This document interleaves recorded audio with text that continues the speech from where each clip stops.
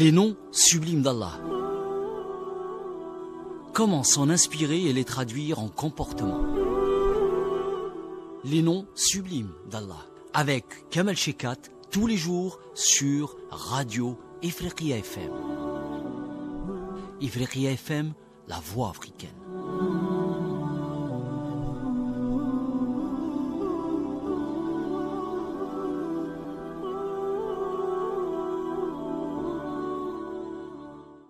بسم الله والحمد لله والصلاة والسلام على رسول الله وعلى آله وصحبه ومن والاه وبعد أيها الملأ الكريم السلام عليكم ورحمة الله وبركاته. Après avoir parlé de l'arrogance du peuple de Ad et de la tyrannie du peuple de Thamoud, et dans son étonnement quant à la capacité de l'âme humaine à pouvoir contenir tous les défauts qu'il a énumérés, Ibn al-Qayyim passe à l'audace de Nemrod. On peut lire au verset 258 de Sourate al-Baqarah un dialogue relatant une confrontation entre le prophète Ibrahim alayhi salam et un despote dont le Coran ne cite pas le nom, où il est dit « Alam tara ila alladhi hajja Ibrahim fi rabbihi an atahu Allahu al-mulk » إذ قال إبراهيم ربي الذي يحيي ويميت قال أنا أحيي وأميت. N'as-tu pas vu l'histoire de celui qui, parce qu'Allah l'avait fait roi, argumenta contre Abraham au sujet de son Seigneur. Abraham, ayant dit « J'ai pour Seigneur celui qui donne la vie et la mort », moi aussi, dit l'autre, je donne la vie et la mort. قال إبراهيم فإن الله يأتي بالشمس من المشرق فأتي بها من المغرب فبهت الذي كفر والله لا يهدي القوم الظالمين. Alors dit Abraham, puisqu'Allah fait venir le soleil du levant, fais-le donc venir du couchant. Le mécréant resta alors confondu. Allah ne guide pas les gens injustes. Ibn al-Qayyim parle ici de Nemrod parce que c'était l'avis des plus grands exégètes. Mujahid, Qatada, Suddi, Ibn Ishaq ou bien Zayd ibn Aslam. L'imam al-Tabari dit à son sujet dans son exégèse جبار كان ببابل يقال له نمرود بن كنعان بن كوش بن سام بن نوح. Il s'agit d'un despote qui était à Babel et qui s'appelait Nemrod.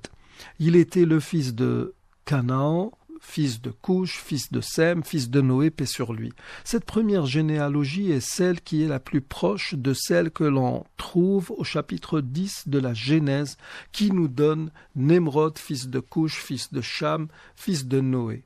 Tabari cite une seconde généalogie et dit وَقِيلَ إِنَّهُ نَمْرُودُ بْنُ فَالِخ بْنُ عَابِرْ بْنُ شَالِخ بْنُ أَرْفَخْشَدْ بْنُ سَام بْنُ نوح. Ce qui nous donne Nemrod, fils de Péleg, fils de Héber, fils de Shélak, fils de Arpakshad, fils de Sem, fils de Noé, paix sur lui. Notons que cette généalogie ne concorde pas du tout avec celle d'Ibrahim alayhi salam, et fait que les deux personnages n'auraient jamais pu se rencontrer. Ibrahim, paix sur lui, étant censé naître bien plus tard, au moins 4 générations plus tard, puisqu'il était le fils de Térak, fils de Nachor, fils de Sérouk, fils de Réou, fils de Péleg, censé être le père de Nemrod. Là encore, signalons que cette généalogie biblique n'est pas du tout fiable, dans la mesure où il en ressort au final qu'Abraham et Noé, paix sur eux, auraient été contemporains pendant 60 ans au moins.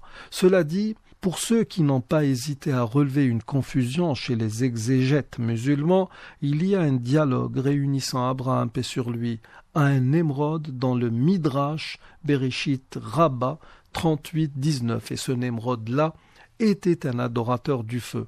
Pour ce qui est du Nemrod, le tyran, selon la Bible, c'est le premier roi postdiluvien. Quoi qu'il en soit, c'est le défaut de ce tyran qui nous intéresse et qui met beaucoup de gens aux antipodes des noms sublimes de Dieu et de ses attributs.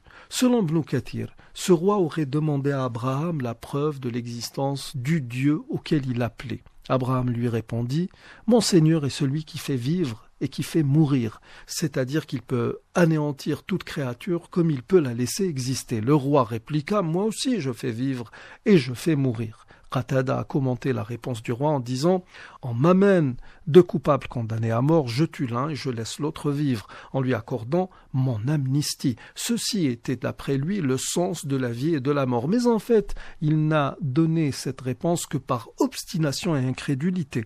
Abraham le défia une seconde fois en lui disant que Dieu faisait venir le soleil de l'Orient. Si tu es vraiment capable de tout, comme tu le prétends, fais-le donc venir de l'Occident. Ne sachant quoi faire, le roi garda le silence et fut confondu. Voici donc l'exemple de quelqu'un qui, comme on le dit si bien chez nous, qui ne rougit point et qui reste dans son raisonnement absurde jusqu'au bout. Le problème est que nous sommes plusieurs à avoir ce défaut. Nous arrivons au terme de l'émission d'aujourd'hui. Je vous remercie d'y avoir prêté attention. Assalamu alaikum wa rahmatullahi wa barakatuh. إليك إله الخلق أرفع رغبتي وإن كنت يا ذا المن والجود مجرما ولما قسى قلبي وضاقت مذاهبي جعلت الرجاء